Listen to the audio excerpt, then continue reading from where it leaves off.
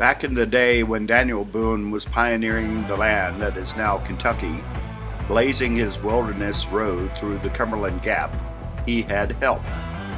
That help was in the form of the American buffalo.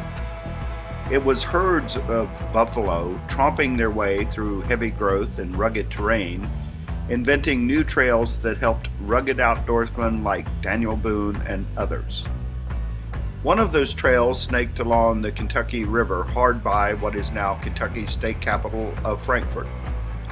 That trail, or trace, as trails were called in those days, is near what is now the oldest continuously operating liquor distillery in the United States.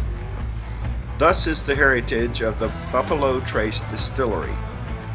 Historical records tell us that distilling started on the site in 1775 by Hancock Lee and his brother Willis Lee. But that was most probably pretty much an early day bootleg operation. Through its history, the BuffaloTrace distillery has been known by various names, including the George T. Stagg Distillery and OFC Distillery.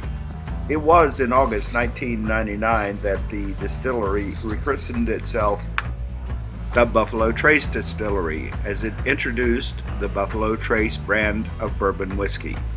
And yes, the distillery is able to say it has operated continuously because it was only one of 4 distilleries allowed to continue making whiskey during the 13 years of Prohibition.